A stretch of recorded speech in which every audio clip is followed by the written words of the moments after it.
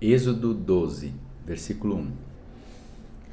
E o Senhor falou a Moisés e a Arão, na terra do Egito, dizendo: Este mês será para vós o começo dos meses, será o primeiro mês do ano para vós. E falai a toda a congregação de Israel, dizendo: No 10º dia desse mês tomará cada homem para si um cordeiro, um segundo a casa de seus pais, um cordeiro para cada casa. E se a família for muito pequena para um cordeiro, que ele e seu vizinho mais próximo o tomem segundo o número de almas. Cada homem, conforme o seu comer, fará a conta para o cordeiro. Vosso cordeiro será sem defeito, um macho de 1 ano. Vós o tomareis das ovelhas ou das cabras, e o guardareis até o 14º dia do mesmo mês. E toda a assembléia da congregação de Israel o matará à tarde. E tomarão do sangue e colocarão nas 2 ombreiras e na verga das portas da casa em que o comerem. E comerão a carne naquela noite, assada no fogo, e pão ázimo, e com ervas amargas, e o comerão. Não comereis dele cru, nem cozido com água, mas assado com fogo, e sua cabeça com os pés e suas entranhas. E não deixareis nada do que restar até a manhã seguinte, e o que restar disso até a manhã seguinte queimareis com fogo. Esses versículos iniciais querem dizer que estão arranjados topicamente de um modo que intercala longas sessões de instrução com pequenas sessões que descrevem eventos em andamento. Com pragas anteriores, o relato da praga segue imediatamente após o seu anúncio. Não é assim com a 10ª, as instruções a Moisés e a Arão, e depois aos israelitas sobre como observar a Páscoa do Senhor. Adiam o relato do cumprimento da praga. Algumas instruções que se encontram antes do relato da praga e da partida dos israelitas são instruções de que os israelitas necessitariam na ocasião para se prepararem.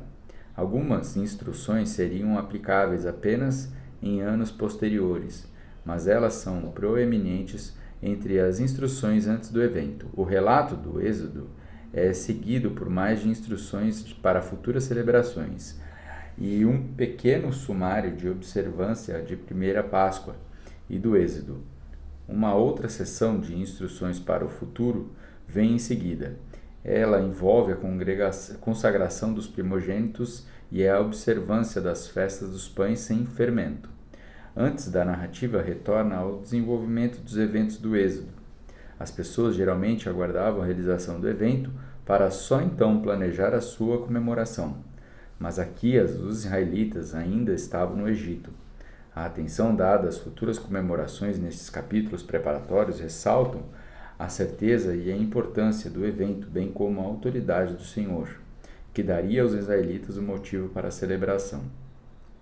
No versículo 2, por causa daquilo que o Senhor estava para fazer no mês corrente, os israelitas deveriam considerá-lo o primeiro mês do ano para eles. Seu nome cananeu era Abib, e seu nome babilônico era Nisan. Este mês lunar coincide com partes dos meses solares, de março a abril. Para escolher um cordeiro, 4 dias de antecedência seriam o suficientes para observar algum defeito nele. Porém, mais importante, a escolha antecipada chamaria a atenção para os que estavam à frente. Exatamente o suficiente deveria ser preparado para as pessoas que haveriam de comer em conjunto. E assim o comereis, com vossos lombos cingidos, vossas sandálias dos vossos pés e vosso cajado na vossa mão, e comereis com pressa. É a Páscoa do Senhor. Do versículo 8 ao 10, a carne era para ser comida imediatamente, e o que sobrasse deveria ser queimado, nada restando para uso comuns nas manhãs seguintes. O fato de precisar ser ela assada também se ajusta à necessidade de tratamento especial desse animal, cujo sangue nas vigas superiores e nas laterais das portas identificava os moradores da casa. Eles eram pessoas que levavam a sério os mandamentos do Senhor. No versículo 11 a 12, as declarações a esta é a Páscoa do Senhor e eu sou o Senhor reforçam a verdade de que aquilo que estavam acontecendo centrava-se na identidade de Deus em seus atos de autorrevelação. Neste caso, ele exercia sua capacidade e direito para executar juízo, como ele próprio tinha dito que faria, mesmo contra todos os deuses do Egito. Porque eu passarei por toda a terra do Egito nessa noite e ferirei todos os primogênitos na terra do Egito, tanto do homem como de animal, e contra todos os deuses do Egito executarei o juízo. Eu sou o Senhor. E o sangue vos será um sinal sobre as casas em que estiverdes. E quando eu ouvir o sangue, passarei sobre vós, e a praga não estará sobre vós para vos destruir, quando eu ferir a terra do Egito. Este dia vos será por memorial e fareis dele uma festa ao Senhor. Por todas as vossas gerações fareis deles uma festa por ordenança eterna. 7 dias comereis pães ázimos até o primeiro dia, afastará o fermento da vossa casa, porque todo aquele que come pão levedado, desde o primeiro dia até o 7º dia, essa alma será cortada de Israel. E no primeiro dia haverá uma santa convocação, e no 7º dia haverá uma santa convocação para vós. Nenhum tipo de trabalho será feito neles, exceto aquilo que todo homem precisa comer. Só isto poderá ser feito por vós. E observareis a festa do pão ázimo, porque nesse mesmo dia eu tirei vossos exércitos da terra do Egito.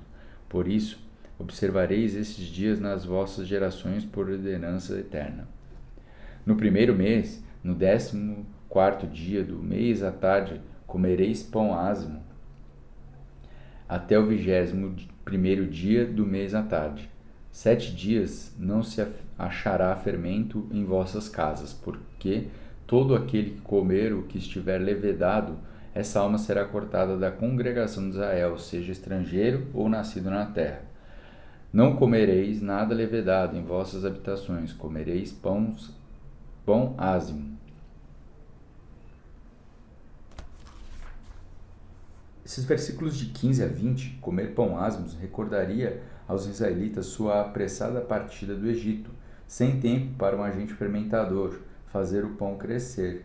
Aqueles que comessem pão leve manifestavam desde pelo que o Senhor fizera ao fundar Israel como uma nação e estavam sujeitos ao banimento ou à pena de morte que foi aplicada a infratores intencionalmente desafiadores e executadas por intervenção humana ou divina. Versículo 21. Então Moisés chamou todos os anciãos de Israel e lhes disse: Escolhei e tomai um cordeiro, segundo a vossa família, e matai a Páscoa. E tomareis um molho de hisopo, e o molhareis no sangue que está na bacia, e passarei na verga, nas 2 ombreiras da porta, com o sangue que está na bacia, e nenhum de vós sairá pela porta da sua casa até amanhã, porque o Senhor passará para ferir os egípcios, e quando ele vir o sangue da verga nas 2 ombreiras, o Senhor passará sobre a porta, e não deixará o destruidor entrar em vossa casa para vos ferir. Esse versículo 23 quer dizer que as descrições da morte dos primogênitos nada mais falava sobre o destruidor, nem indicam o modo como as pessoas e os animais morreram. Tratava-se da atividade soberana do Senhor, e ele se apresentou como executor das mortes. Ele também se referiu à praga de destruição, numa expressão que usa a palavra hebraica, estreitamente relacionada com aquela aqui trazida como destruidor. Em outro lugar, Um anjo da parte do Senhor é descrito em sua ação, usando-se a palavra hebraica para o destruidor, numa situação que envolvia uma praga mortal. Davi escolheu a praga, porque ela lhe permitia cair nas mãos do Senhor.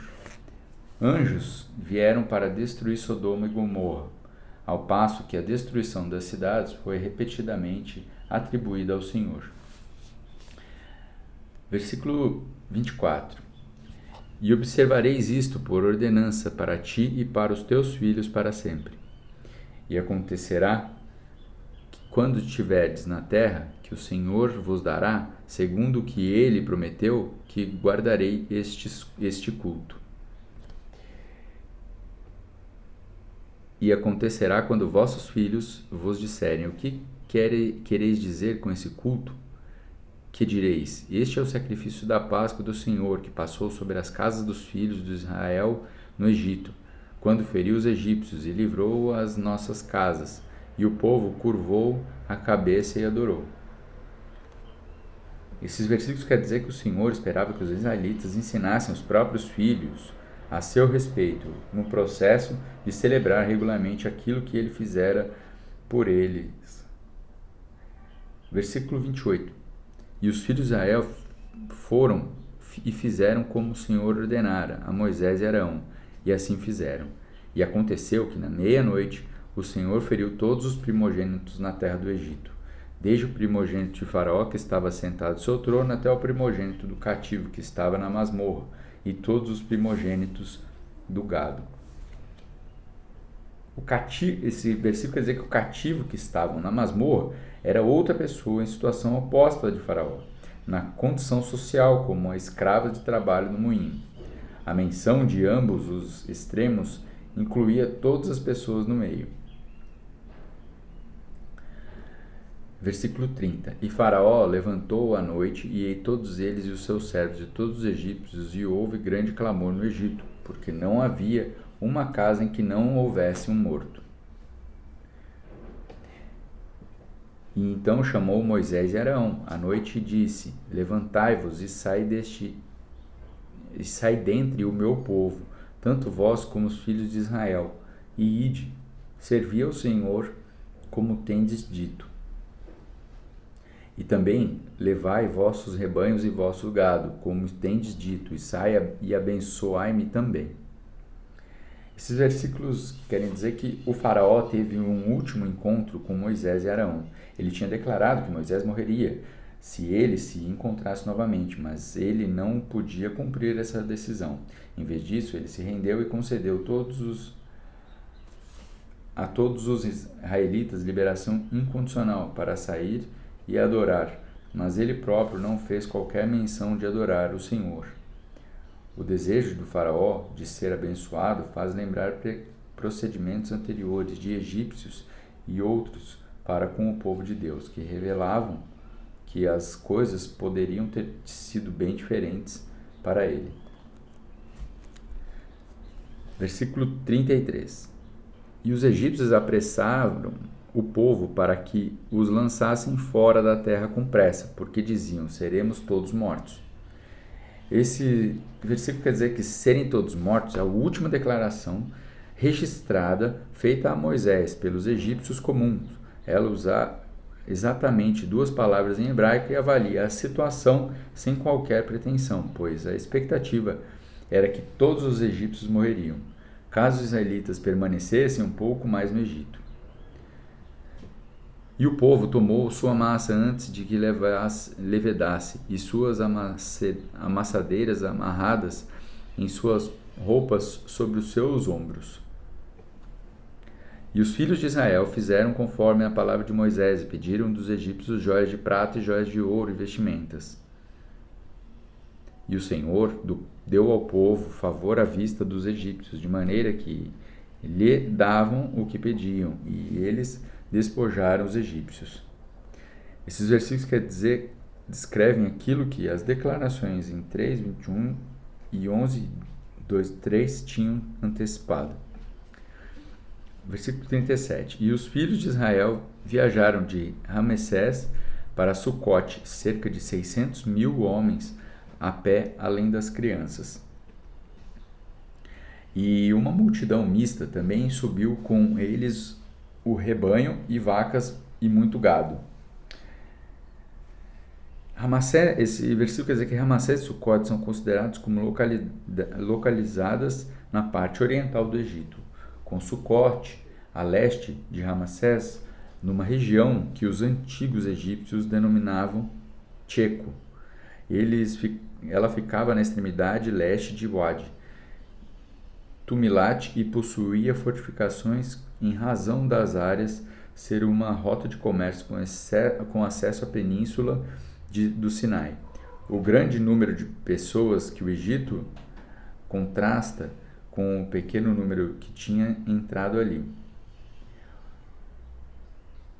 E uma multidão mista pode ter incluído outros trabalhadores que viriam uma oportunidade para escapar da escravidão egípcia, mas que não tinham necessariamente chegado à fé em Ewa.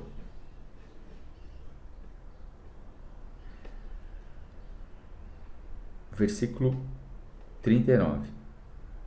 E assaram bolos ázimos na massa que havia trazido do Egito, porque não estavam levedadas, porque foram lançadas fora do Egito, e não podiam demorar, nem havia preparado para si alimento algum. Ora, permanência dos filhos de Israel que habitaram no Egito foi de 430 anos. E aconteceu que ao final dos 430 anos, aconteceu nesse exato dia que todos os exércitos do Senhor saíram da terra do Egito. Esses versículos quer dizer que, começando em 966 a.C., quando Salomão começou a construção do templo e acrescentando 480 anos, dá 1446 a.C., a data do Êxodo. Acrescentando 430 anos, isso temos Jacó chegando no Egito em 1876 a.C., durante o período do reino médio do egípcio. 42. Esta é uma noite a ser observada para o Senhor, por tê-los retirado do Egito. Esta é aquela noite do Senhor a ser observada por todos os filhos de Israel nas suas gerações. E o Senhor disse a Moisés e a Arão: esta é a ordenança na Páscoa. Nenhum estrangeiro comerá dela, mas o servo de cada homem, comprado por dinheiro, depois que tivesse circuncidado, dela comerá. O estrangeiro e o servo assalariado não comerão dela. Em uma casa se deverá comê-la. Não levarás coisa alguma da carne fora da casa, nem quebrareis seu osso. Toda a congregação de Israel deverá celebrá-la. E quando um estrangeiro se hospedar contigo e quiser celebrar a Páscoa do Senhor, que todo homem seja circuncidado, e depois que ele se aproxime e celebre. E ele será como aquele que é nascido na terra, porque nenhum incircuncidado comerá dela.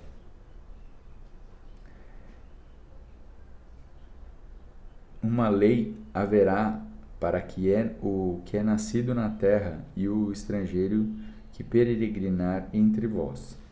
Esses versículos quer dizer que a Páscoa era um evento familiar para aqueles que pertenciam à comunidade pactual de Israel, para quem a circuncisão era o sinal de pacto que Deus estava no processo de cumprir.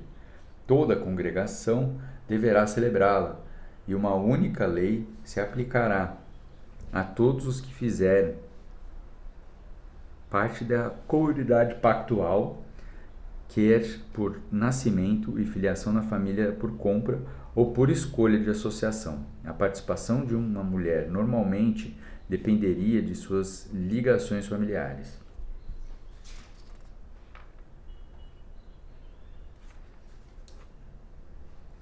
Assim fizeram todos os filhos de Israel, conforme o Senhor havia ordenado a Moisés e Arão, assim fizeram. E aconteceu que no mesmo dia o Senhor tirou os filhos de Israel da terra do Egito por seus exércitos.